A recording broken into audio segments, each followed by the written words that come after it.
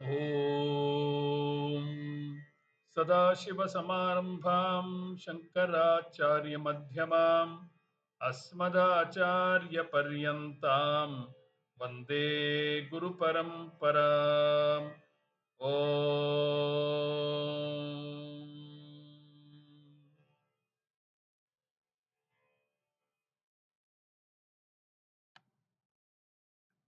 Namaste, all of you. Welcome back to our continuing study of Shrimad Bhagawad Geetha from the pages of Poojya Swamiji's, Poojya Swami Dayananda Saraswati's Gita home study course. In these sessions, we are together exploring chapter 17 of Shrimad Bhagawad Geetha, titled Shraddha Traya Vibhaga Yogaha.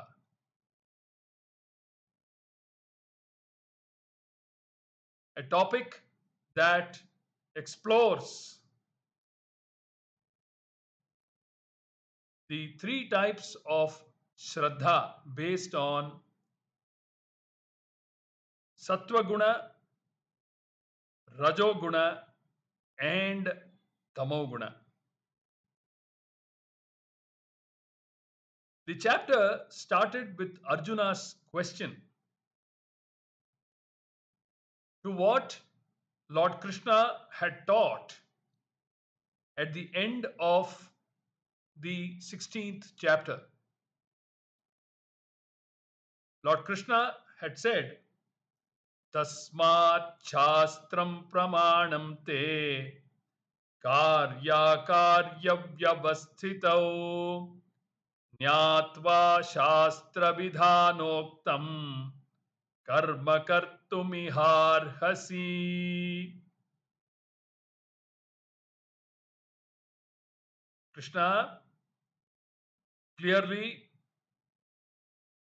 instructs Arjuna, and through Arjuna, all of us, that we must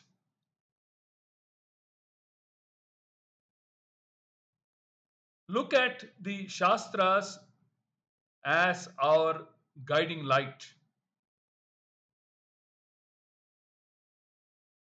and follow the injunctions of the Shastra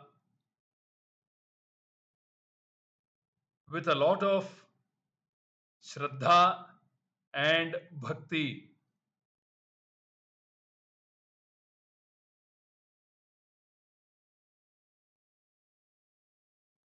The Shastras clearly instruct us as to what should be done and what should not be done. This is within the purview of Dharma Shastra. Karya Karya Vyavasthitau. Lord Krishna says in that concluding shloka of chapter 16.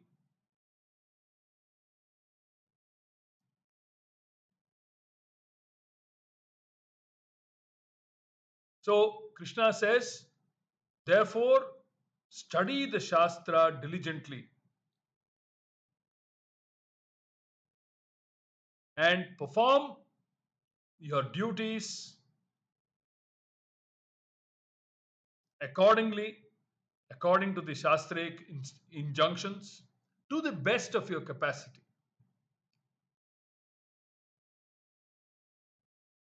To this, Arjuna posed a question at the beginning of the 17th chapter, the current chapter that we are studying. He asks Krishna, Ye Shastra Vidhimutsrujya Yajante Shraddhayanvitaha Tesham Nishtatu Ka Krishna Satvamaho Rajastamaha.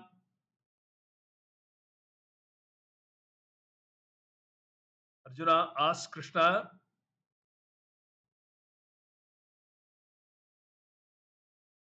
what of those people who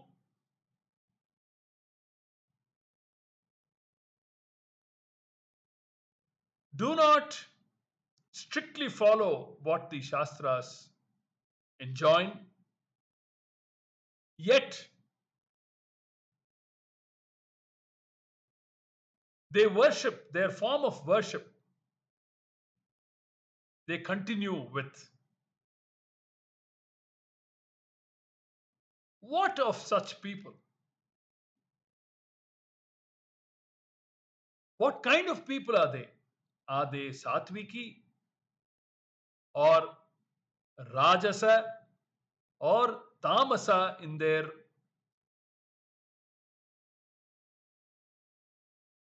personalities, in their propensities? And then Krishna goes on to explain in the third shloka, he says, Sattvanurupa Sarvasya Shraddha Bhavati Bharata Shraddha Mayoyam Purushaha Yoyat Shraddhasya Evasah. In the second verse, he says, Trividha Bhavati Shraddha Satviki Rajasi Chaiva Tamasi Cheti Tam Shrunu.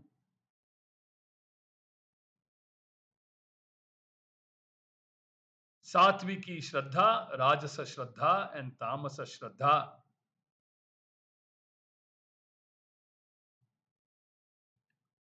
And then after this, Krishna talked about the three kinds of ahara. Three kinds of ahara: Satvika ahara, Rajasa ahara, and Tamasa ahara.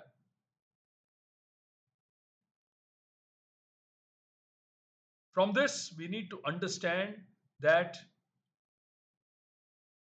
we must ingest food that is principally or primarily Satviki, that will promote and cultivate Sattvaguna, and try our best to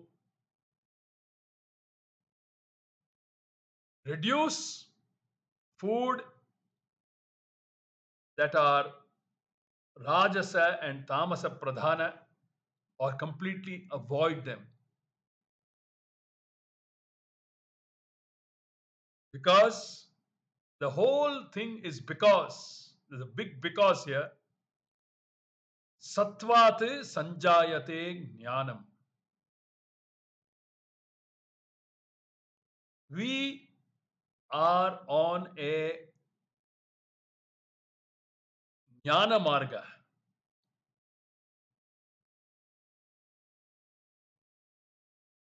Since we are all astikas, and because the Shastras lay out the roadmap as one that should finally take us to the Parama Purushartha, that is Moksha Purushartha, everything that we do has to necessarily be oriented towards achieving the Parama Purushartha. Everything that we do, whether it is Ahara Niyama or whether it is Yajna, Dana, or Tapas, which Krishna will delineate in the shlokas to come, we will enter shloka number 11, in which Lord Krishna will talk about the person, a Satviki person who performs rituals. Let us enter shloka 11.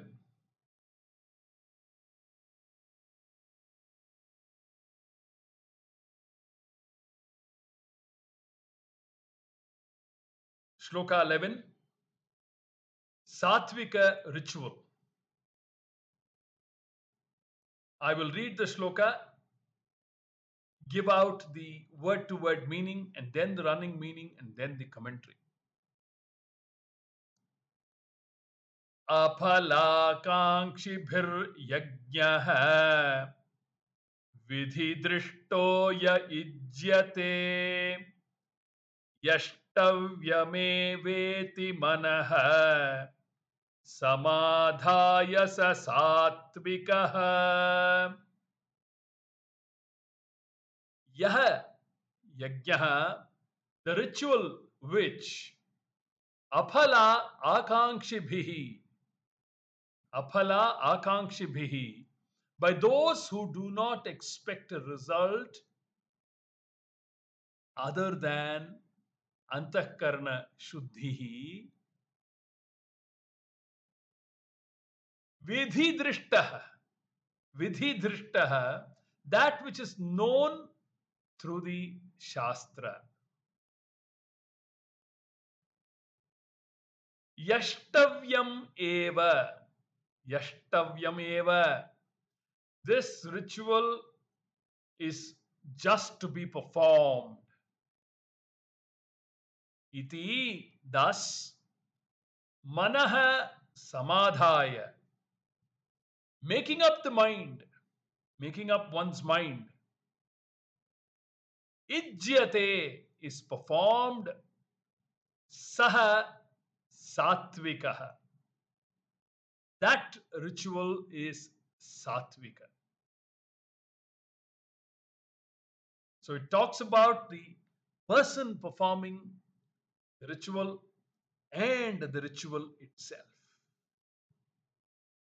That ritual which is known through the Shastra, which is performed by those who do not expect a result other than antahkarana shuddhi, by making up the mind, this ritual is just to be performed. Period. That ritual is satvika. The root yaj, from which the word yajna is derived, is used in the sense of worship of a god. The root yaj, from which the word yajna is derived, is used in the sense of worship of a god. Generally, the word yajna refers to a Vedic ritual. Generally. Here, the adjective qualifying yajna, is what is known through the Shastra. Here, the adjective qualifying yajna is what is known through the Shastra. In the Shastra, there are statements enjoining one to perform rituals. Some are to be done daily.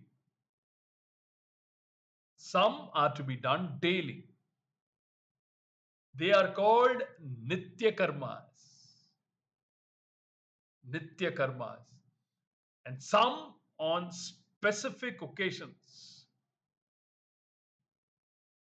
They are called naimittika karmas.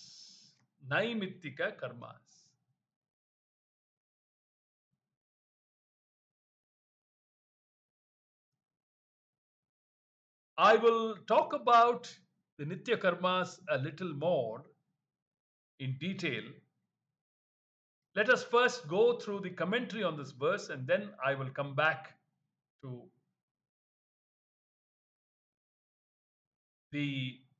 what the nitya karmas are and how important they are. Now, by whom are they performed? The nitya and the naimittika karmas. These rituals that are satvika are performed by people who have no result in view. aphala akankshibhi. Aphala akankshibhi.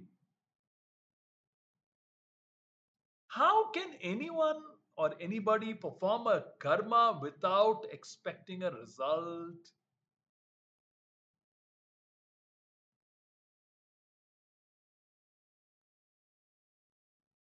It is said that even a dull-witted person will not perform a karma without expecting a result.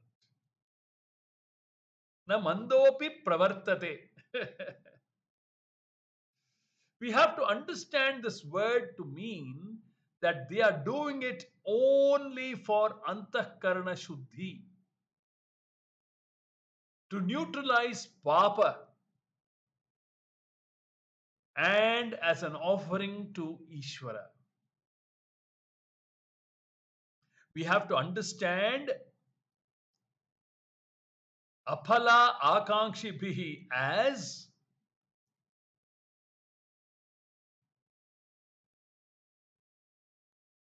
or to mean that they are doing it only for antakarana shuddhi, to neutralize papa and as an offering to Ishvara.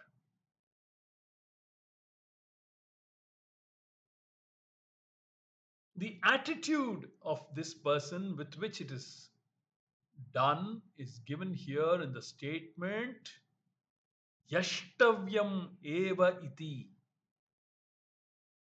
The attitude of this person with which it is done is given here in the statement yashtavyam eva iti. The ritual has to be performed, period. Shankara says that the ritual is brought to manifestation. Why? Because it is enjoined by the Shastras. The ritual is brought to manifestation because it is enjoined in the Shastras. Because though each ritual has its result, here it is not done for the specified result, but just for the sake of doing it. A ritual in this case is done for the sake of the ritual and for no other purpose. And doing with this attitude gives antahkarana shuddhi to the doer. Doing a ritual just for the sake of the ritual grants or blesses the doer with antahkarana shuddhi.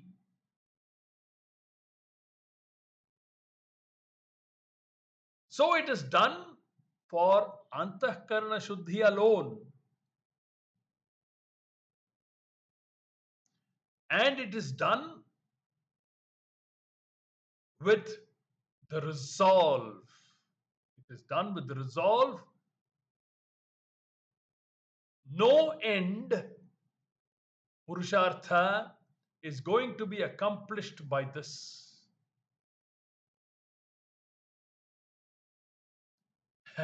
No end Purushartha, end meaning Purushartha, is going to be accomplished by this.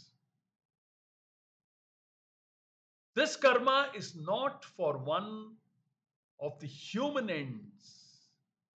This karma is not for one of the human ends, such as artha, security, kama, pleasure, or dharma, punya.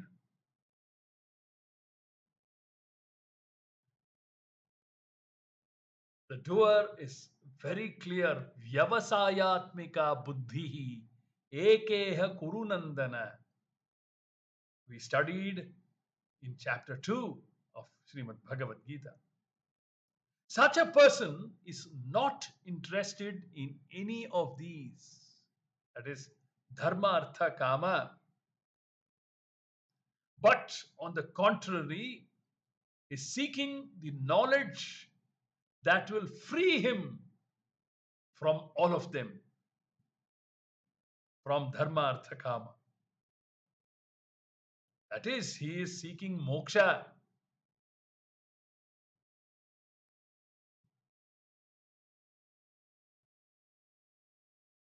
He is seeking nirdosha purushartha.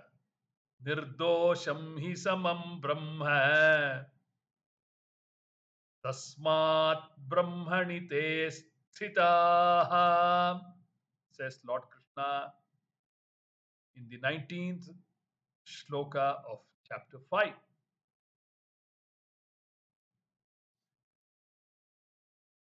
He is seeking the knowledge that will free him from dharma, artha, kama, which is moksha.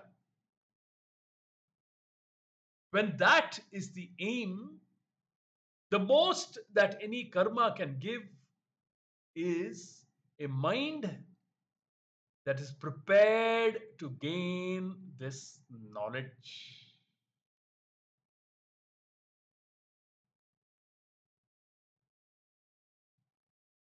That is why, friends, Poojya Swamiji always insists that chapters 16 and 17 be studied thoroughly before entering the actual teaching portions of Shrimad Bhagawad Geetha. Such is the value that he attaches to these two chapters, chapters 16 and 17. We will continue this valuable discussion in the upcoming capsules and take our study forward. Hari Om.